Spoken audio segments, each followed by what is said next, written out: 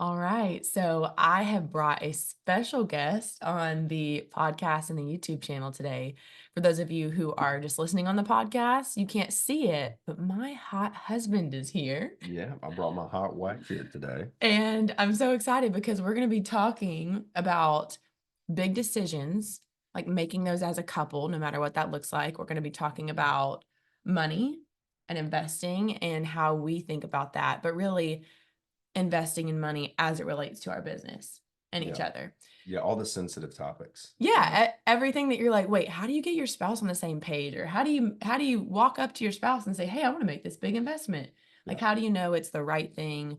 And so, no joke, y'all, I sent Kyle all these questions and I look at him last night and all he's doing is like in serious mode. Like he's preparing, he's Oh, I was thinking. up till 11 o'clock last night taking notes, and I was really happy that she sent me all the questions before. So I kind of cheated. Yeah, I But told him. I was like, no, no, babe, we're just gonna wing it. And he's like, no. yeah, I don't operate that way. Mm-mm. Also, before we get started, I will say that some of the answers I'll give to the questions may sound like we have it all figured out, but we don't. Mm-mm. And I think that's important to know for anyone who listens.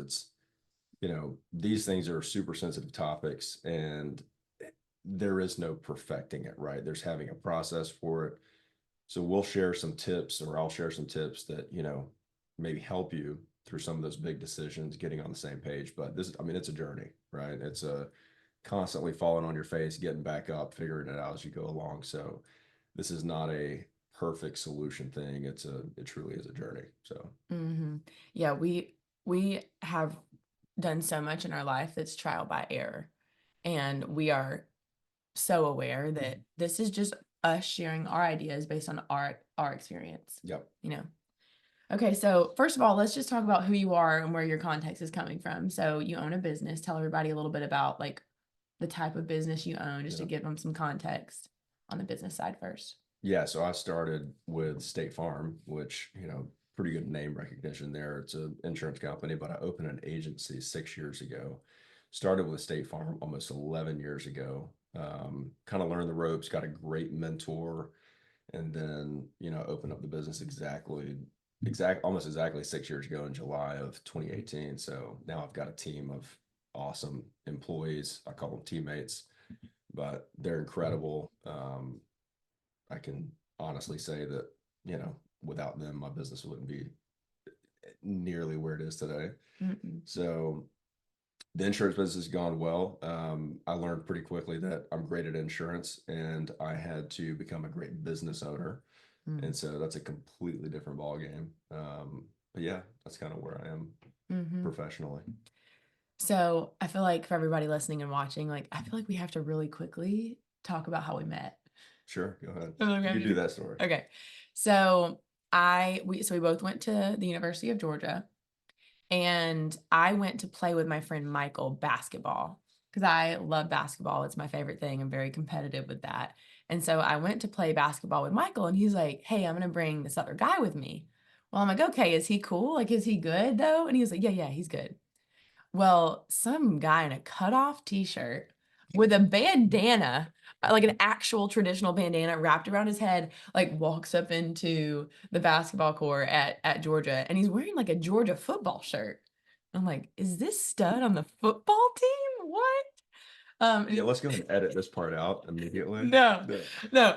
And so he walks in, and I'm like, who is this sucker?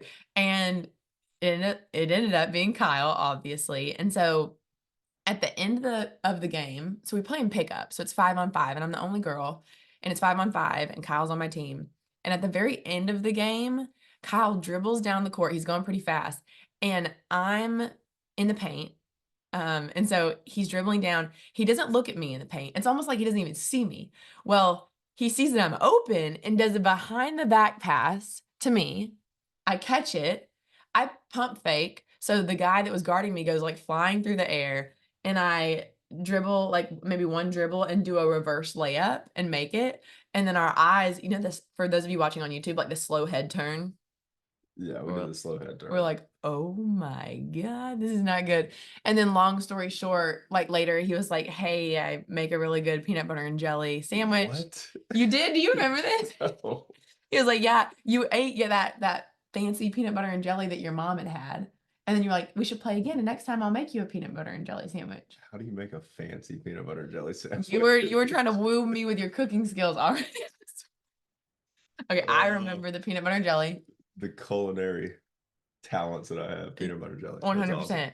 And yeah, and then we played again, and then you were like, "Hey, you wanna walk to Yeah, so church?" Michael introduced us, Yes. not on purpose, and now No. he's one of my great customers. So That's I right. was like 10 years after the fact, he's like, "Hey, I heard you sell insurance." I'm like, "Dude, I haven't talked to you in 10 years since you introduced me to my wife." That's so cool. So Michael, we love you. Okay, so that's the story of how we met, little love and basketball yeah, chemistry. And then one thing for everybody listening, I don't know if you've ever heard this part, but Kyle and I both went to the career fair. So we went to the career fair at Georgia with our little binders of our printed resumes, and we talked to so many people, and that's how Kyle got into State Farm. Is he yeah, met this guy named Rick. They met, and then I did the same thing. Like I met someone at that career fair, and then we both that's how we both got our jobs yeah, out of college, yeah, which is cool. So it all started from there. Okay, so today, oh, really quickly before we get started, I just want to remind you that if you have not joined the Find Your Leads Challenge, you can get your ticket below at ashleybrock.com/find your leads. And all that we're talking about today is how to get the right people to find you. And when they do, like, how do you know to move forward? How do you have that conversation? Some of you offer people say high ticket, I say high value. If you offer a high value product, what I know is that in order to attract the type of buyer, you have to become the type of buyer that you want to attract. yeah, So I really believe that it's very easy to sell a high value offer when you are a high value offer purchaser. yeah. And so we're going to talk about how do you make those decisions? How do you even have those conversations with prospects? So I'm really excited to jump in today. So we're going to start with Kyle. We're going to talk about money. So can you share a little bit more about what life was growing up, you know, what that was like with money Yeah. for you? So, you know, um, I would say that I'll be respectful to my parents, right? They provided, So much. basic needs, and obviously they were very loving parents, but we didn't have a lot, and so there wasn't a lot of money coming in, and so a lot of times, like looking back, like we were just getting by, Mhm. and which obviously when that's the case growing up for 18 plus years, I bring all of that view of money into a relationship, and so now my view of money is completely different, right? To go from, a lot of times, we'd be pretty broke growing up to, as adults and getting into a relationship and now having success financially, it caused some bumps in the road when it comes to money. But the biggest thing I would say, going from not having very much at all to, at times having an abundance, is a change of mindset, right? So growing up, I didn't even know this, but this was getting ingrained in me that it was, money was scarce, Mm. right? And so when money is scarce, you like to hold on to it, and you don't have a ton of um, respect for what it can do for you, right? As far as hey, what if I could take this money and make more money with it? We didn't do that. We tried to hold on to what we had, and then what leftover we had, we spent it. And a lot of times that was on necessities, right? Mhm. So moving into adulthood, to shift that from a scarcity mindset to what we call the abundance mindset, that's like rewriting your DNA. When something's Mm. that deeply ingrained in you, you literally have to rewrite your DNA. And funny story, I'll say this. Yeah. Um, we were we were in college, and I was, Ashley and I've been dating for a little while, and I was driving this wonderful car called a Silver Bullet. It was a Dodge Neon, which may be the ugliest car that was ever What created. year was that thing? 2005. And how many miles did it have on it? 647 million. I don't know. Did it really I know it had so many miles that I actually thought you were joking when you told me, but it was still operational. Before or after the engine blew up. Let's go with before. The second engine only had like 150,000 miles on it. The first one had, I don't know, 500,000. So, but anyway, I got to this point, I was driving this Dodge Neon. Anyway, I was so broke, and I owed some money on some credit cards, and I was just staying afloat. Mm. And I literally had to go to, I think I either came to you or you offered it to me, but you were like, hey, I'll pay off all of that debt because she was very, very disciplined with money and, had more than I had. She was like, I'll pay off all that debt, but you're going to have to pay me back. So we literally wrote a Oh, yeah. contract, Mm. literally wrote a contract that she was going to pay off my debt so it wouldn't keep mounting up. And then I would have to pay her back with interest. Was that for the neon or was that for that red car that we bought off Yeah, I Marketplace? don't know. Probably it's probably that one. I don't know. So anyway, um, I had to move in with her parents, which was super cool. It It was was so actually much fun. it's actually pretty fun, but I moved in there to stop paying rent, and so I could pay her back, and she charged me interest. So that's how our No, he relationship told me started. to. He was like, "No, this is smart, and so that you know that I'm not taking advantage of your money, like, I wanna write it in there, like, I owe you interest." Yeah, Yeah. Yeah, I remember. So the Dodge Neon like blew up on the side of the road. And, when Kyle and I met, he was working.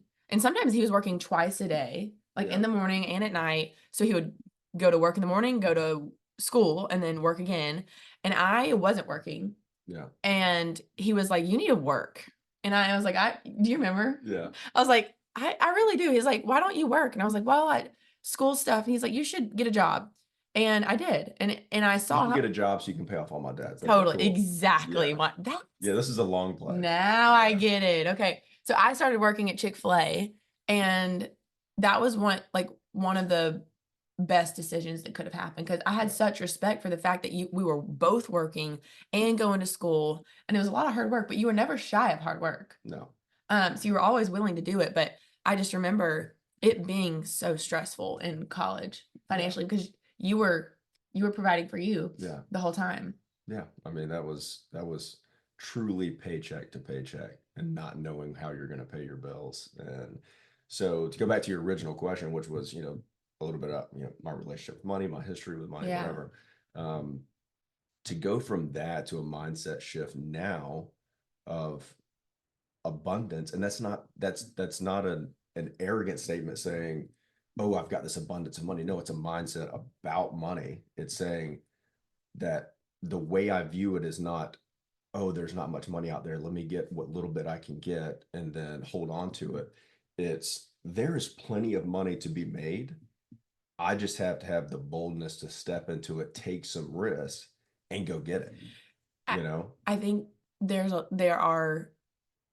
probably someone sitting there right now and saying, "Yeah, Kyle, that sounds cool to just switch it to an abundance mindset." But how do you go from honestly money being extremely stressful and keeping it really tight to just all of a sudden saying, "All right, well, I guess I am gonna take risk. I am gonna let it go."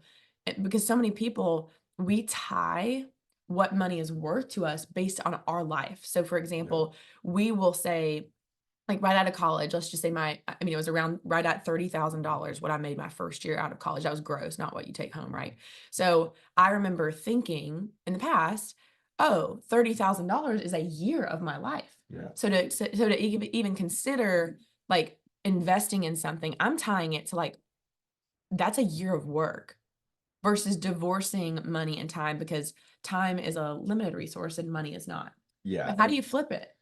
Well, the first thing is just understanding and accepting the fact that one of those is truly scarce and the other is not, right? And so we can't create more time, right? We can create efficiencies to make more of our, to make Yeah. more out of the time we have, but you can't create more time. You can't buy that back, right?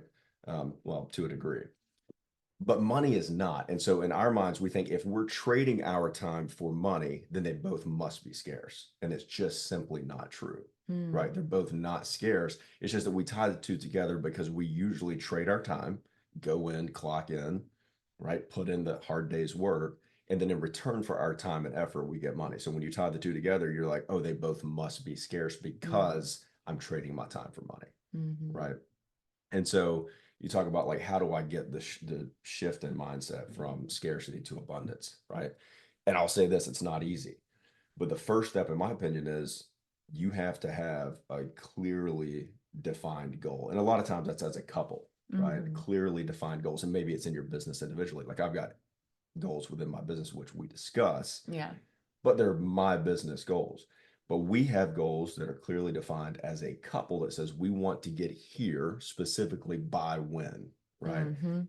And when you have that, when you have a clearly defined goal and you communicate that with each other, right?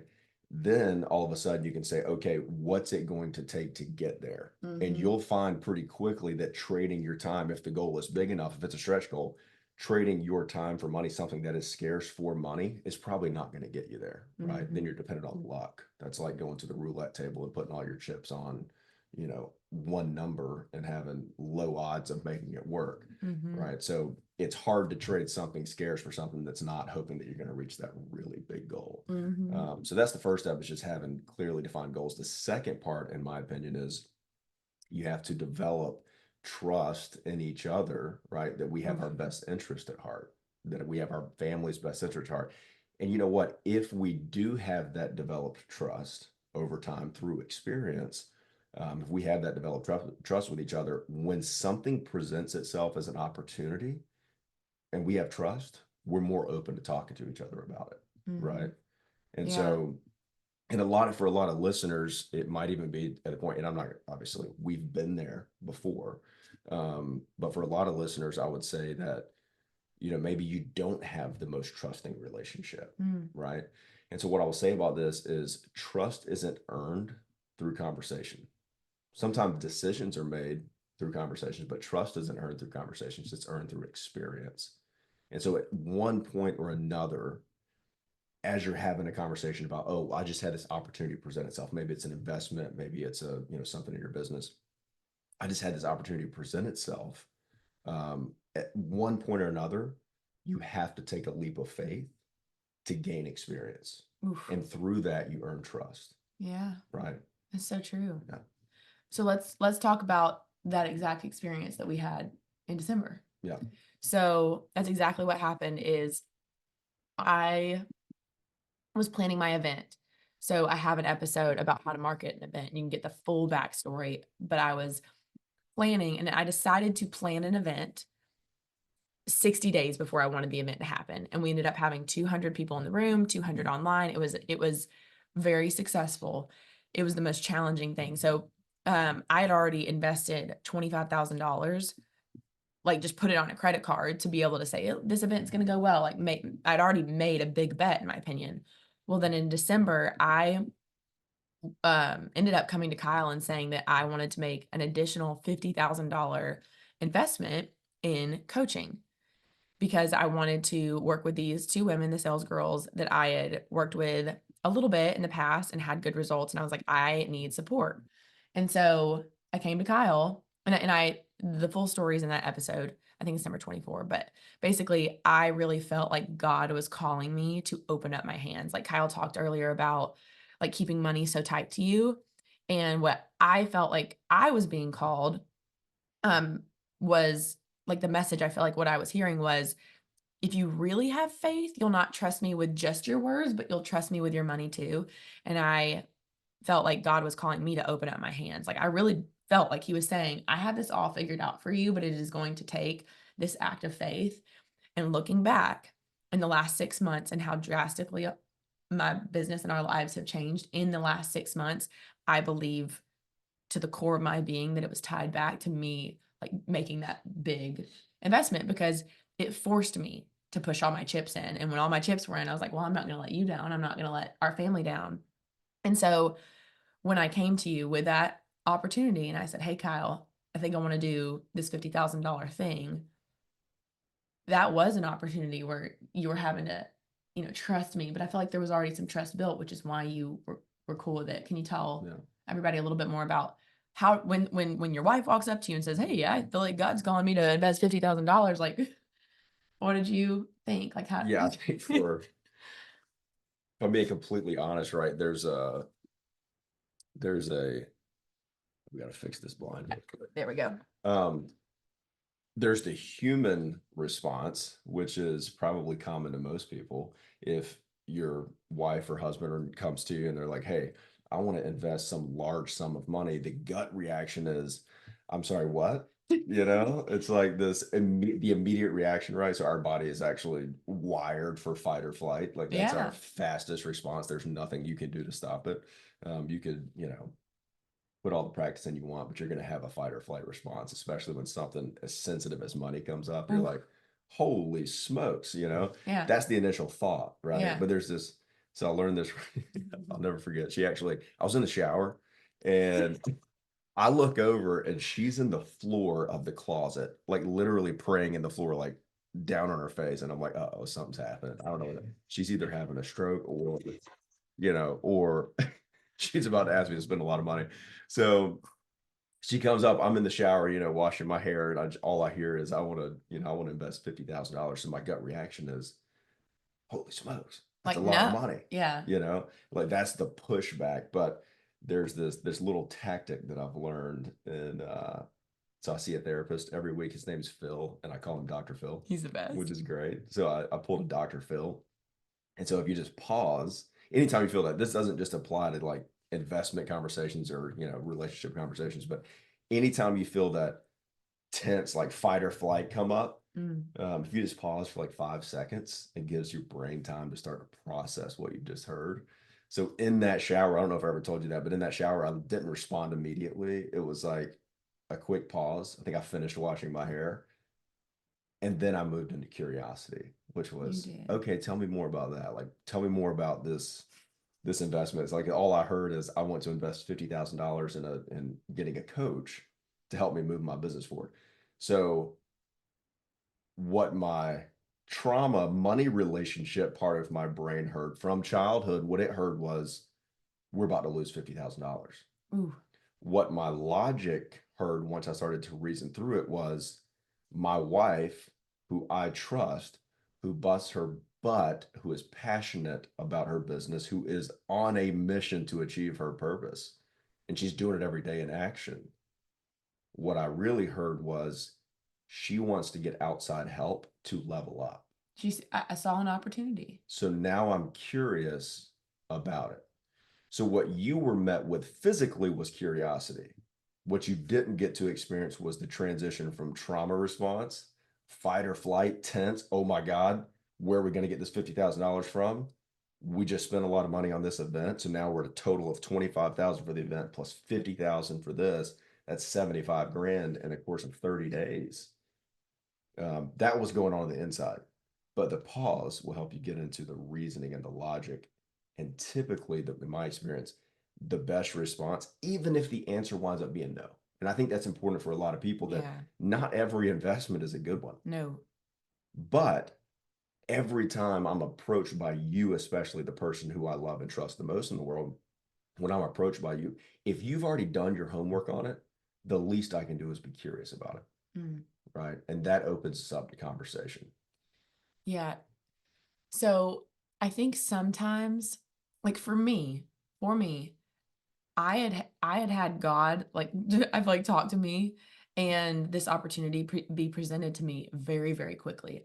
So Yeah. sometimes it can feel like what if the spouse is like thinking there's let's just pretend it's a husband and wife, and the husband is like, my wife just came to me all of a sudden, I've never heard, let's just pretend it's an investment in coaching, let's just Yeah. pretend whether it's me or someone else, and the husband's like, all of a sudden out of nowhere, there's this Ashley girl my wife is talking about, and I'm like, whoa, like this is happening too fast. Now, no matter what maybe it's a house property, no matter what it is you're investing in, I think that's the hard thing is sometimes, like for me, I made a quick decision and I knew it was the right one and it happened quick.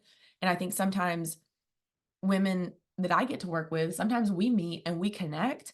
They see the value, and you're the one who put the quote out there. Price is only an issue in the absence of value. So Right. they see the value. I borrowed that, by the way. I didn't create Let's just that. pretend. So I was going to write it on a t-shirt and put your name by it. No, now we'll have to go I find it. borrowed that. But sometimes I think the spouse understandably is like, whoa, big investment person I just heard about 5 minutes ago. How do you like as any even anyone, if you came to me and said something like $50,000 from someone you just met like 3 days ago, I feel like it's that speed. It's like, how do you reconcile the fact that all of a sudden they do have this gut and you do want to trust them, but like this just happened so quick. But you have to Yeah. make a decision quickly. Like I needed to make a decision quickly. Yeah.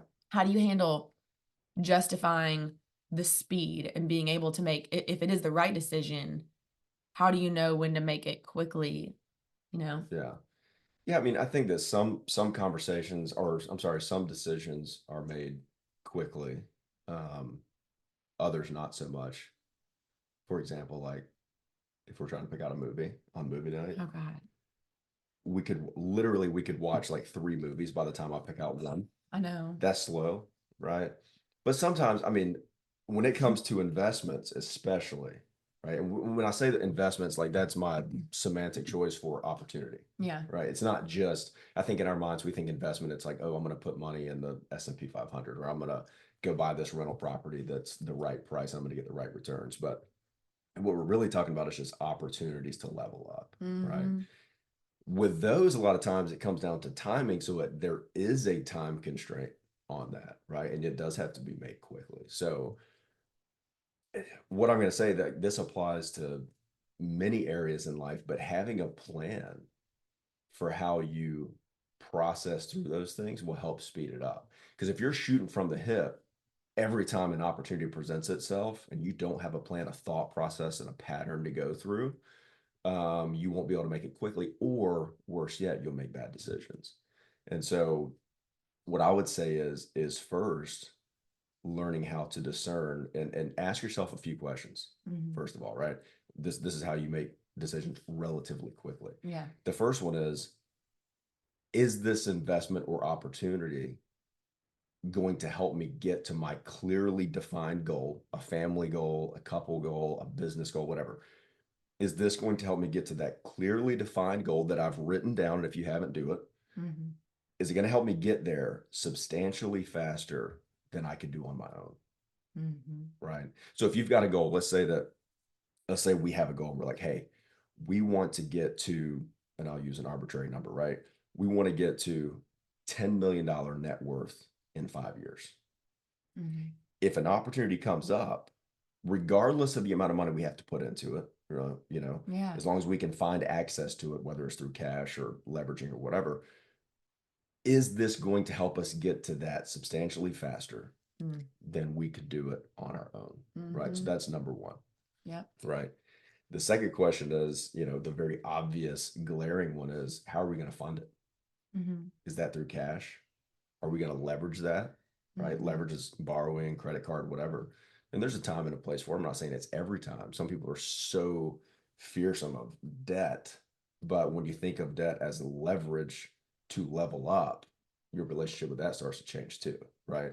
Or so I can pay for it with cash, I can leverage it, or I might have to sacrifice. And Mm-hmm. sacrifice is reallocation. Mm-hmm. Sacrifice says, hey, this other thing that we're doing isn't working for us. This other thing I'm doing in my business isn't leveling up. So I might have to sacrifice that, give that up, and reallocate that to this investment opportunity. So that's kind of the second one, right? Mm-hmm. Is it going to help me get there faster than I can do on my own? How am I going to fund it, right? And then the other thing that I would say is very important is, in this opportunity, am I teaming up with, a lot of times you're teaming up with other people, right? So in Yeah. your case, like when you team up with, you know, The sales girls. well, with the sales girls or with your, customers or clients or Yeah, with whatever, my people. when you're teaming up with them, right, they have to have a trust element with you. Mm-hmm. Okay. So if I was on the other end of that buying decision, not on your end, but if I was on the customer's end, I'd be asking a question, like this would be the next question I would ask, which is, are there clear examples of other people that have been successful with this investment? Oh yeah, that is the best question, and that is why even one of the things I teach and one of the things I'm big on is I feel like you can never have too many testimonials and third party validation. Yeah, third party validation is huge. So if I go into something, I'm like, here's an opportunity, but wait, I'm, the pioneer of this. Ooh, I'm going to be scared, right? I Yeah. don't know that I'm a little more risk averse than that. Yeah. But if there are clearly, very clear examples of other people being successful with it, check, right? Yeah, and what I always say is what I like the most recent podcast episode, the one before this one, is a testimony of Jade, who her family owns Anglers Point in Alabama. I don't know if Yeah. I told you about Yeah. this, but they spent $2,500 on their ads. And in 30 days, it resulted in 100 bookings and 93,000 in revenue. Yeah. And so what I always say is what I can't do is guarantee that you could get a 36-to-1 return in your first month. But what I can say is that it happened. Yeah. Like, That's and it right. has happened. Like, so yes. The Yeah. third party validation matters because nobody wants to rip out their credit card unless they know that someone else went before and like is glad they did. That's right. That's as close to a guarantee as you're going to get. As close. So any investment worth your time is not going to be 100% guaranteed. And that's something that Ooh. within that it lies the leap of faith. So Mm. that is where it lies. So there's no 100% guarantee because, right, the system may work, but you may not. Oof. And that's a powerful connection for a lot of people. And so the last question, so this is to round out all Yeah. of the questions, right? So there's 4. Yeah. The last question is, am I willing to work and put in the work required to connect the investment, right? To make that work. Because a lot of times that's going to require something of me. Even if something, so let's get away from your business for a minute. Mhm. Let's say I go out and I find a perfect, long-term rental property, Mm. right? It's priced right. The cash flow is going to be good. I'm getting the rate of return that I want. I may have to go in there and put a little work into that place to make it livable. Mhm. I may have to, spruce it up a little bit. Okay. I may have to get on the phone with my accountant and run through some things. Okay. So that's going to require some work on my part, to make that investment work. So bringing it back to your businesses, you provide the tools and resources and the roadmap for success. And you do hold their hand for a while, but eventually you metaphorically let their hand go Yeah. and they have to run with it and put the work in. Mm-hmm. Are you willing to put in the work to make the investment work? And so Mm-hmm. that's kind of the last question. So if I check all those boxes, and you can do this pretty quickly, right? We talk about speed. My explanation of it is a lot longer than the decision-making process actually is. But once you run through those things, if it checks all the boxes, it's probably a good investment. Mm-hmm. One of the examples I always give is if you go to Walmart and buy a shirt, Walmart's not gonna say to you, "Hey, now before you buy this, you got to make sure that you use it." Yeah. They're just gonna do it. Now, what I offer is obviously different. It's like, "Hey, I'm gonna be there to support you," but at a certain point, you have to do the work. That's why people come to me and they're like, "Do I get a guarantee?" And I'm like, "No, simply because I cannot guarantee that you will do the work." So Yeah. no, but what I can guarantee is without these skills, if the right people can't find you, then they can't buy from you and your business can't grow. Yeah. So it's a Yeah. I think balance. if a guarantee is a prerequisite to you deciding to invest, and I'm going to just say this straightforward, right? I'm going to say this straightforward, and I hope this doesn't offend anybody. But it's the This is truth. just the truth. If a guarantee is a prerequisite to you deciding to invest, plan on being stagnant forever. I'll go as far as to say, plan on viewing money as scarcity, having that scarcity mindset, if a guarantee is a prerequisite. Now, if you go through the decision-making process that I just gave you, then you can increase your odds because you had a plan to decide. You had a plan to walk through with your spouse that says, I believe this is a good investment because I went through all these steps. It checks all these boxes for us, right? So you can level up your odds, but there are no guarantees. No. If there were guarantees, everybody would do it. 100%. Everybody would do it, right? And everybody would Mhm. be extremely wealthy, but there are no guarantees. One thing my coaches have taught me is it's not about like when someone looks at a price and they say, let's just pretend it is $75,000. You see $75,000 and you think, what's all in it? What do I get out of it? What do I get out of it? One thing that she taught me to think about is who do I become on the other side of this? Yeah. Like the woman that pushes $75,000 in for coaching, like who do I become at the end of that? Yeah. I've not shared this on the podcast or YouTube or anywhere. We've only told probably 2 people in our family, but I'll tell Yeah. you something right now, which obviously. Yeah. But I've now made a 6-figure investment in coaching. Yeah. And it was the quickest decision we ever made. I heard about the offer. I walked out to the car. I called you. He was level-headed. He helped me think through it. We went through the exact process that he just lined out, and we knew it was the right thing. Now, in my brain, I could have had a moment. What could this 6-figure investment do for me over here or over there? Or could I finish the basement? Or could I pay off this thing? Or could I look at it like a very successful business owner does and says, I know I can't have a payoff without a pay in. And on the other side of this investment, who do I become? Mhm. And how can I take advantage of other brains and businesses pouring in to me because you can't see the label from Yeah. inside the jar. It was the quickest conversation. I mean, he came to me and I told him, I was like, I was shaking a little bit. I was like, I wasn't ready to talk to you about, I didn't think I was going to talk to you about this today, but as a result of getting a new offer presented, it's this amount, $125,000. And I was Yeah. like, and I want to do it. And here's why. Can you help me think through this? Is this a right decision? Yeah. And we made that decision so quickly. And you were so confident because of the trust that we had built. We'd already seen it pay off.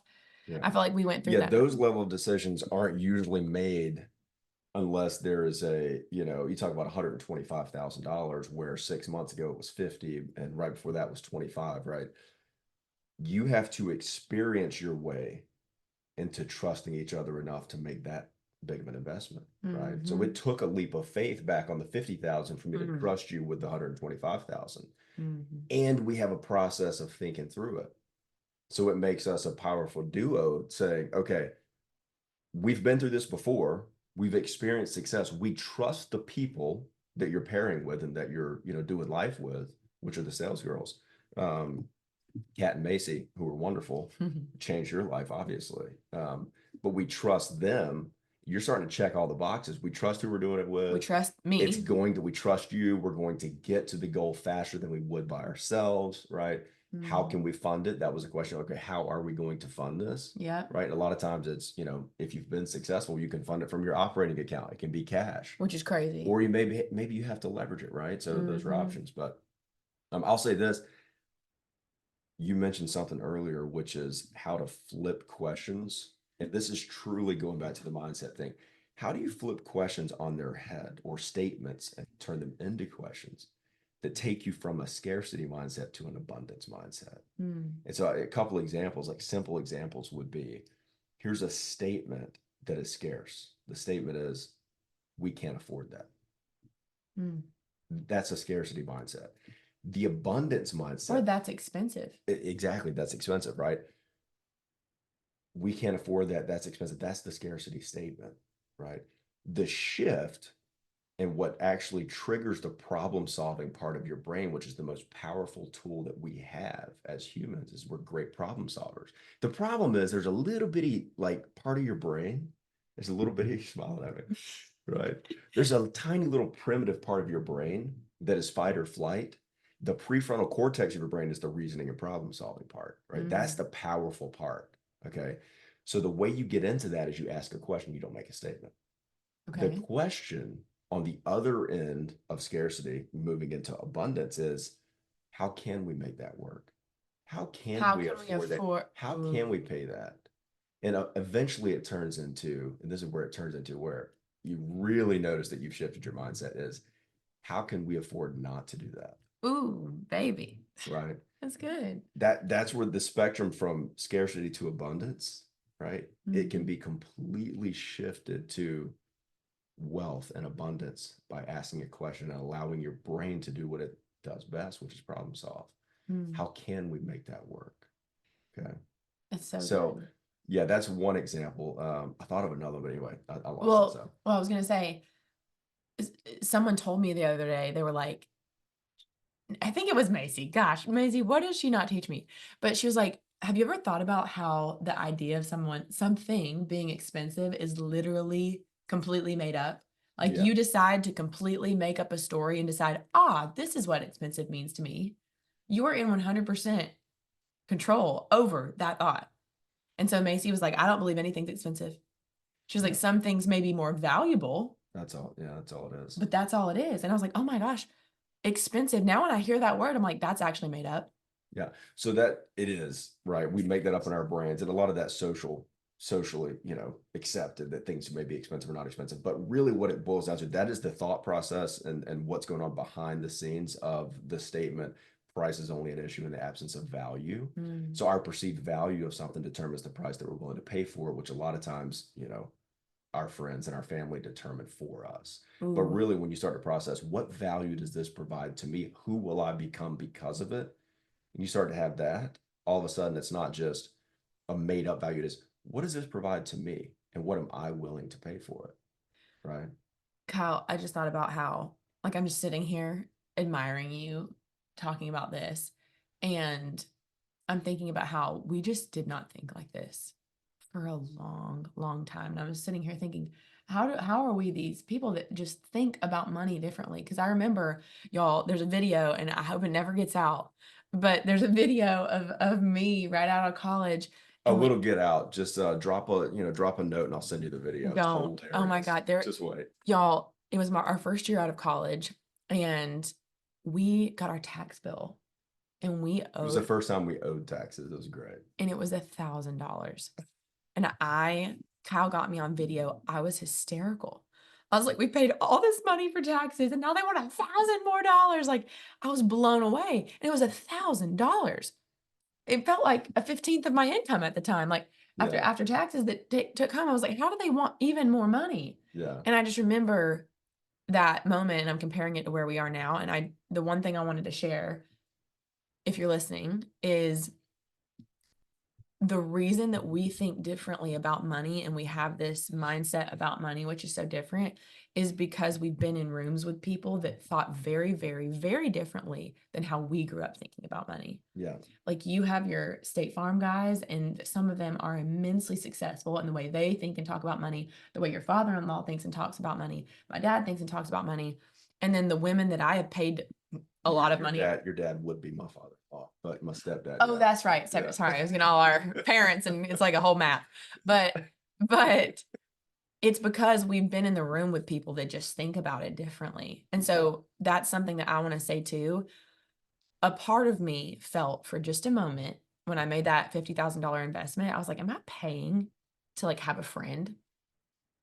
And it was so much more than that. I was paying, yes, to be in the room with someone else who thinks differently about their entire life. And just being in the room and being constantly exposed to people who are like, oh no, you can make a lot of money quickly. Like, it's no big deal. Like, there's plenty of money. You can do this. No big deal. Yeah. $50,000 is no big deal.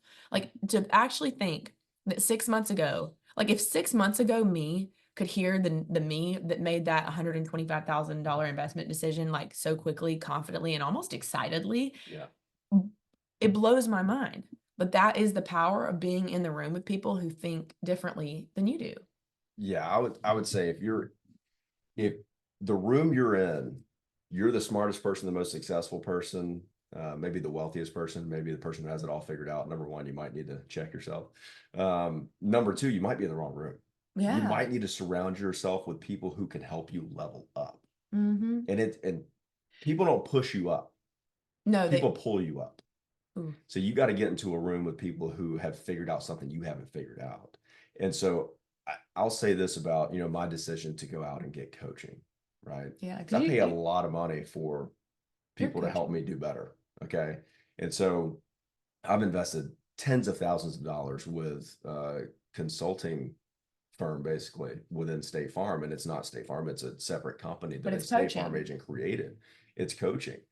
And so I've paid them tens of thousands of dollars in the past year. Okay. And what I realized, and you've learned this too, what I realized through the help of other mentors is I can only see, you talk about being in the jar, you can't see the label on the jar from the inside. Yeah. Right. Did I say that right? Close. The way that I think about it is like, imagine my business is like an imaginary room. Like, imagine you're standing in a room. Okay. Mm-hmm. And that's your business. Anywhere I face, so if I'm facing towards sales in that room, my sales department, if I'm facing towards, retaining my customers, if I'm facing towards marketing, if I'm looking at budgeting and expense management, the most I can see at any one time is 180 degrees. That's how the body works. The most I can see in my periphery is 180 degrees. That means 180 degrees behind me does not get my attention. I can't see it. And the moment I can't see something, it starts to break apart a lot of times because I work with humans. Okay. Right. It starts to fall apart. It starts to grow inefficiencies. I start to miss opportunities that I can't see. Right. They're outside of my periphery. So my choice to get coaching is because it provides a bird's eye view of the room. It's perspective. It's perspective.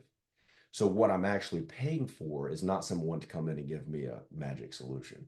It's not someone to give me a magic word track for sales or a magic plug and play for marketing. It's someone to come in who has a bird's eye view of that room that can see the 180 degrees I can't see. Mm. And they can start to advise me on things that I would have missed. I call them blind spots, right? I Mhm. borrowed that from Andy Stanley, Okay. but I call them blind spots. It's the things that I don't know that I don't know, and they're behind me, Mm. right? So I get the bird's eye view, and it helps me to see all the things I can't see. Okay, so I'm so glad you said that because there's this woman, and maybe she's listening to this podcast right now, but she was someone that, in my opinion, was the perfect fit for my highest value program. And she didn't move forward. And one of the things that her husband said, she was like, the husband said this about her. She's like, my husband says I am the smartest, most hardworking, most efficient, most driven woman that he knows. Why do I need to just pay another 25 or $50,000 to get someone else's help? Yeah.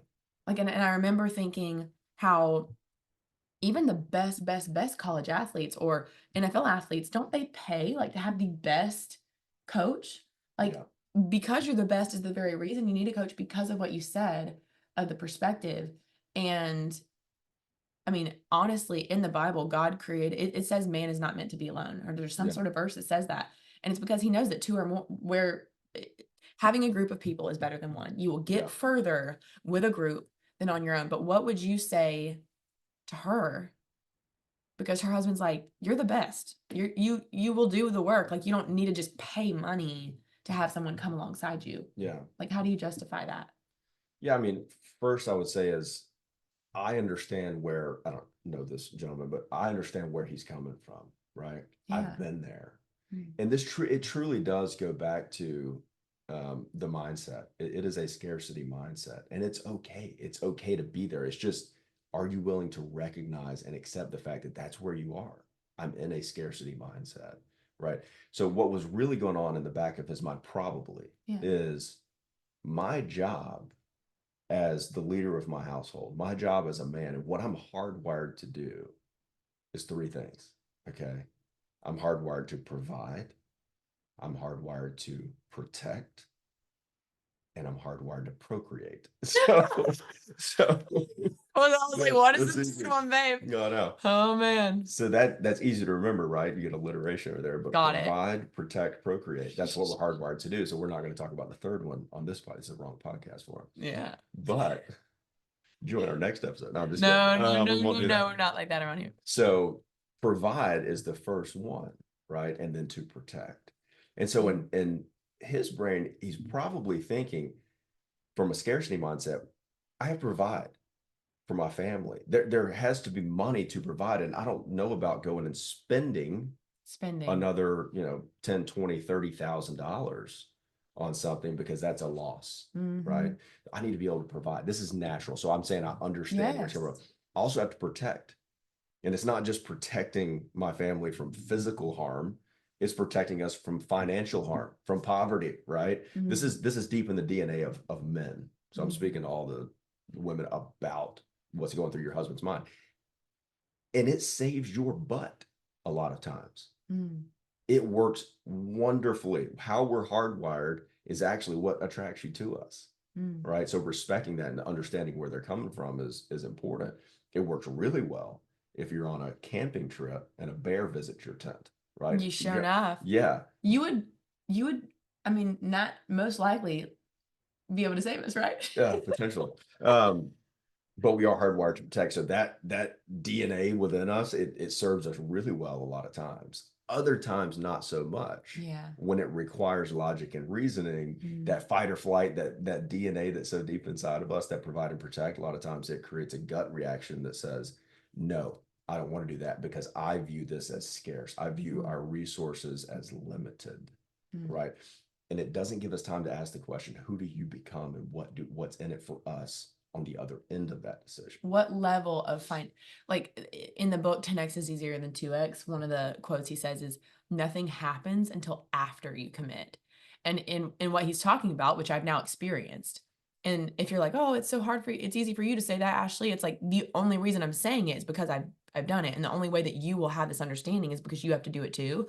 But there's something about pushing all your money in that like all of a sudden it sparks this new level of creativity and speed and excitement for what you're doing because you're like, well, we're going all in now. Like I pushed Yeah. everything in. Something happens where you're like, no, no, no. Now you've actually done it. Like it forces your hand to figure something out, and it's unlike anything I've ever experienced. Yeah. And so, Yeah. And I would say yeah, this about, if you haven't read the book, 10X is easier than shoot, 2X, we're linking to it below yeah, this episode because it's get it. amazing.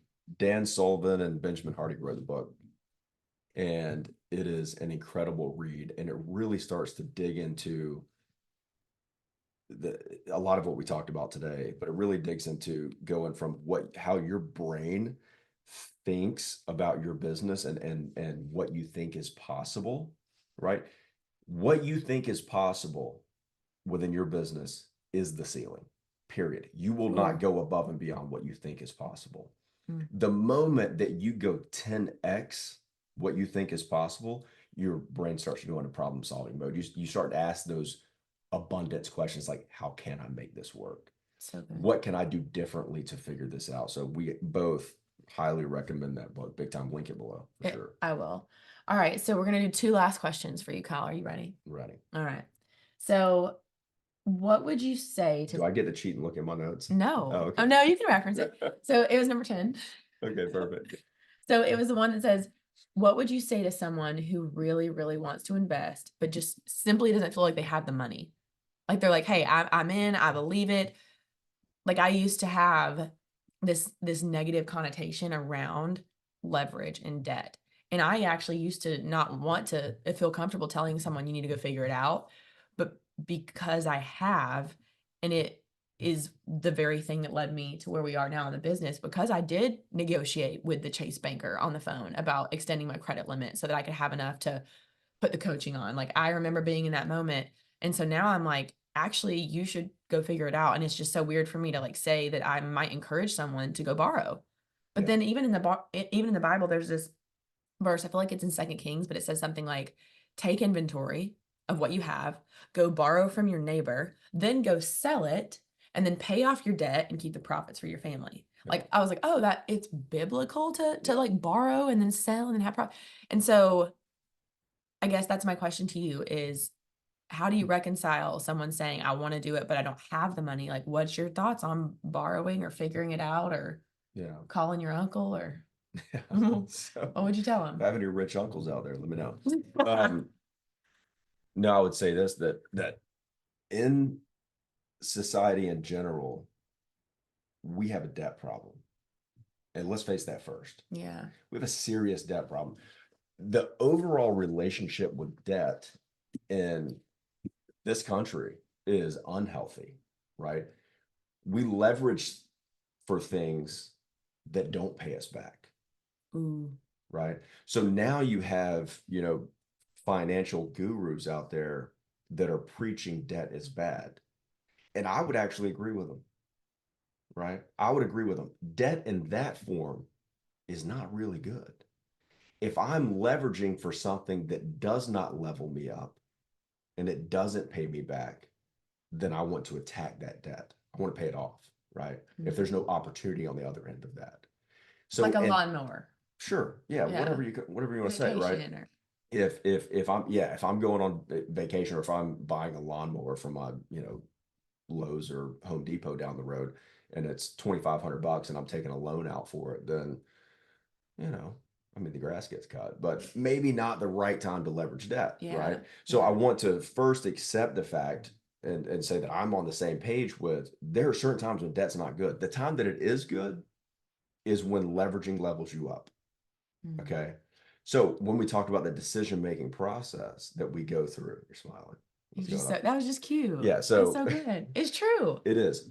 So when you go through that decision-making process, and one of those was, how are we going to fund this? I think that was number 3. Yeah. How are we going to fund this? There are options: cash, leverage, and sacrifice.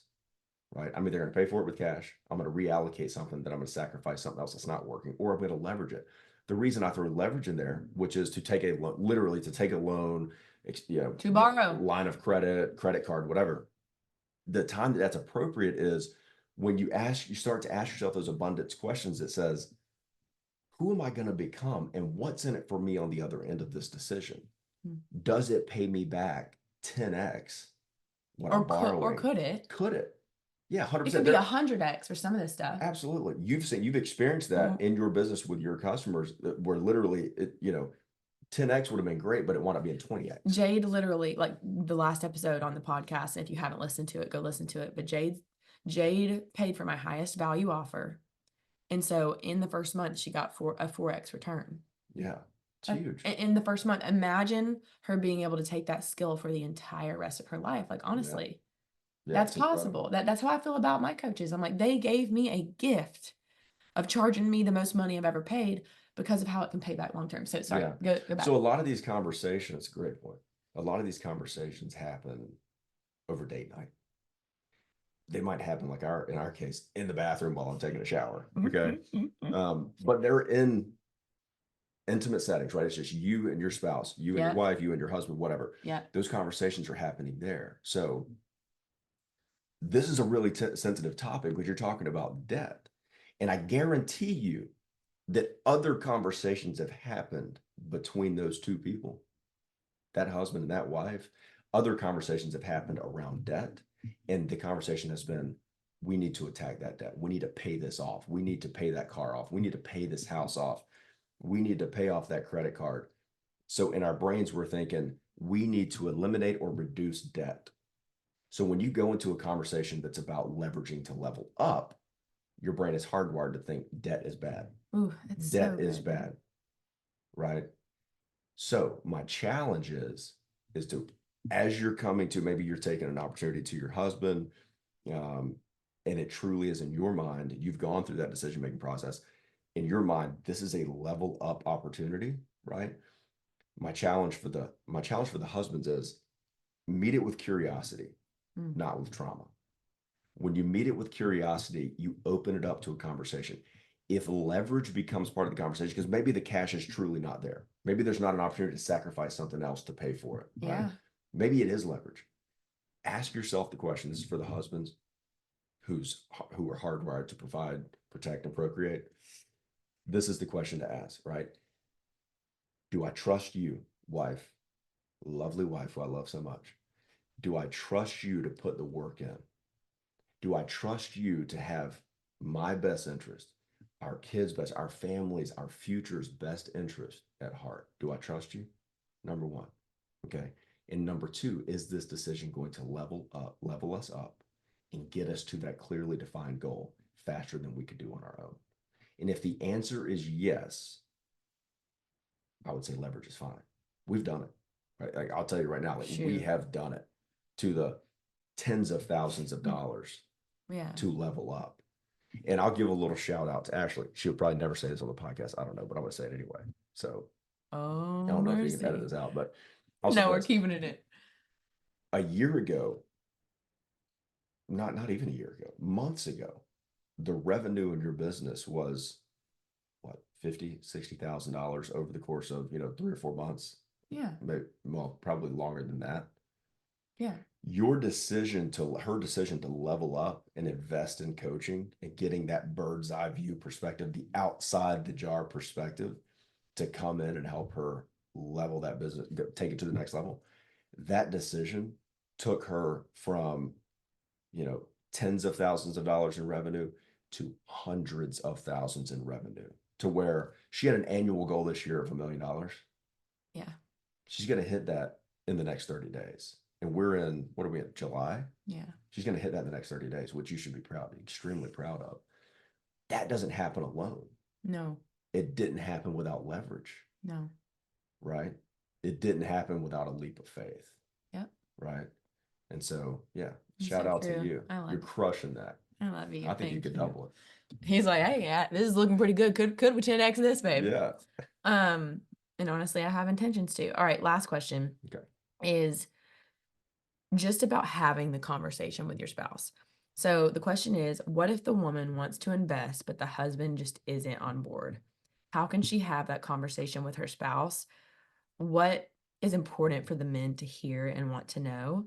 Do you have like a things not to do or things to do, just so the woman can feel empowered to have that conversation? And honestly, obviously the men aren't always going to say yes. No matter what the spouse is, your spouse may not always be ready, but what can you encourage her or give her or empower her with to have that conversation that could lead to the most effective conversation? Yeah. But before you answer, the one thing that I feel like has worked so well with you in particular is the way I come to him with unwavering certainty allows me to transfer that belief to him. So I will say, if I come to Kyle timid, I will transfer timidity, is that the right word? Yeah. To him. If I come with hesitation in my voice, he will feel hesitant. So what I have found is when I was serious about this investment, I came to him and said in the most serious voice, I believe in my core I should do this. Yeah. Like he felt it, he heard it. There was no hesitancy. I was like, we need to do this. So Yeah. that's the one thing that I can say when you have that conversation is not just what you say, but how you say it. Yeah. So for you, is there a do or do not? And Yeah, I mean, that's a great point, right? You have to have confidence because if you've gone through the process of deciding this is a good opportunity, then you should be confident, right? You should present with confidence. like it shouldn't be an act. It should actually be like Yeah. so like true. 100%, right? So that's a great point. I think I would start by talking not specifically to the wives. I would talk to the husbands, and as I see you, I understand I've been where you are, which is that wait a minute, whoa, this is a lot of money, right? This is a ton of money. And that truly is, this is not a derogatory statement. It truly is a scarcity thing because of how we're hardwired. So so I see you, for the wives, I would say, respect that, right? There has to be a level of respect that says, even though that maybe that gut reaction wasn't what I wanted to hear, it also serves me well in other areas of life. So I respect that. He provides for us, he protects us in a lot of cases, right? And it's not to say that, Some men stay at home. That's right. And that's great. Yeah, but they provide something, right? Because They it's sure do. hardwired in them to provide and protect. So that's respecting that, first of all, and seeing them for who they are at their core, who God created them to be, is the first thing. And so I think having that understanding allows you, kind of starts to take your walls down a little bit. Because I think a lot of times we come with big investment ideas of almost like, I need to manipulate them into making the decision. That's not the point. No, it's not about manipulation. It's about conversation. So here's what I would say. Go in not with telling them what you want to do. Go in with a question. Because the moment you ask them a question, you're inviting them into the decision-making process. You're inviting them into conversation with you to help you make a decision. And this isn't manipulation, this is conversation. So what I would say for the wives, once you get that level of confidence and you truly at your core believe that it's the right decision, you're 50% there. You need your partner on board, right? So to go in with a question, so something like, I'll use the hypothetical husband's name is John. Okay. So I'm Mary and I'm going to John. Yeah. When I go to John, I'm not going to say, hey, I've got this great opportunity. It's going to really take our family forward. It's going to help us meet our goals. And I'd like to do it. It's $50,000. Right. That's not an invitation to talk about it. That's hey, this is what I want to do and I'm going to do it. Right. Ooh. So what I might do instead, again, this is an invitation to conversation, is John or Babe or whatever you call him, whatever your pet name Boothang. is. Yeah, Boothang. So what if there was a way that what if there was a way that if we could talk about it, we could get to X goal, whatever your goal is that you've written down, you've put it on your mirror, you look at it every day. What if there was a way that I could get us to this goal sooner, faster than we could get there on our own? And it may take some sacrifice on our part. It's going to take some payment, some money, right? But what if it could get us to this goal by this time instead of by this time? Is that something you would be open to having a conversation Could around? we talk about it? Can you help me? This is important. This kind of moving into manipulation a little bit, but it's give us the manipulate. I'm just kidding. But this is the could you help me think through it to make a wise decision? But if you really mean that in your heart and you trust your husband to help you make that decision, right? Then you can already tell yourself, we're getting somewhere, right? I mean that in my heart. I want you to help me make this decision. Because I know when you approach me about it, it's not about manipulation. It's about can you really help me think through this? That when I called you in the car, I was like, I was actually a little hesitant. I was like, Kyle, I feel like I should do this, but it's so much money. And you actually, in that call persuaded me on the value of doing it. Yeah. Like I asked, I was like, help me think through this. Am I being crazy? Yeah. And that's flipping the question, the statements into questions. That is, how can we afford not to do it? Right. Oof. That's a mindset shift. And so um, when you invite them into a conversation about it, you're including them. Okay. You're empowering them to be a part of the decision. And chances are, when you start to ask questions of each other and you start to hash this thing out and you go through your decision making process together, it makes the decision a lot easier. And I will say this, you don't get to the point where Ashley and I are today, where there is some autonomy in decisions. You don't get to that point through just having conversations. You get there through experience, Yeah. which does at one point or another, it requires a leap of faith. And I think that's important to accept. Mm-hmm. So good, babe. Okay, I know I said it was the last question. This really is my last one, and then we'll call it a day. My last one is, I think sometimes we think of our personal business account, or sorry, our personal like account versus our business account as like the same thing. Like, oh, this takes away from the family, or oh, I guess my last question is, how do you? Because like you just said, it's like there is autonomy. Like it's my business. Yeah. So like at a certain point, it's like, what if there is disagreement, but I still know, but it is my business. Do I make the decision anyway? Like I feel like there's a little bit of a, if the personal is funding the business, how do you have a line between this is a business expense, this is my business versus this is our personal, together we make decisions over there? Like, is there any point where like you have your business and you make your own decisions and tell me after? Like, I know it Yeah. just depends on where people are at. So maybe that Yeah. that is really for people that have already experienced, like we're in a place now where, I mean, that 125,000 was a big one that we talked about, but like other decisions I make, and I don't necessarily feel like I have to Yeah. ask you permission to like make a decision in my business, but yet I value Yeah. you being on the same page. Yeah. You know what I'm asking? I do. Yeah. I think there's to you have to earn your way into autonomy. And because you're in a relationship, you're no longer two, you're one. Right. I don't care if you have your own businesses like we do, like we have two completely separate businesses. You still have to earn your way into autonomy because the success or the lack thereof in that business directly impacts the one. Mm, Okay. So to true. earn your way into autonomy is to earn trust through experience. Right. Which So takes the leap of this faith. brings it back full circle. This isn't a magic solution to hope, like just say this, right? This is a process. Okay. So, but there is autonomy. And I think a good starting point would be in your separate or in your business or in your separate businesses, if there are two entrepreneurs in the relationship, to have a literally agreed upon level that says that anything over this, we talk about anything under this, we have autonomy, right? So good. Right. So that's subjective, right? That's up to the couple. But that's a good starting point until you can experience your way into more autonomy. So if you can't tell, Kyle and I could talk about business and life stuff and investing all day long. But I just want to tell my husband here, I'm patting him on his Yeah. chest, that I could not be more grateful for you because Yeah. your willingness to have these conversations with me and to be the biggest cheerleader and to also be the person that will hang out gladly with two kids under 4 so that Oh, I yeah. can have these moments, even the events that I do, like there's so much that you have stepped into to give me the space to be able to pursue my dreams, and I'm so grateful. Yeah. And I'm so thankful that, like, watching him prepare last night on the couch, y'all, like he just doesn't do anything halfway, no matter what. He doesn't dad halfway, he doesn't husband halfway, he doesn't business halfway. He's an all-in I type play of. golf halfway. Now he tries. No, we're actually about to go play golf actually right now, so we have to actually end the episode because we're about to go have a date together and play golf. But I just wanted him to know just how grateful I am for him, and I hope y'all loved him almost as much as I do Yeah. as you listen to the episode Yeah. today.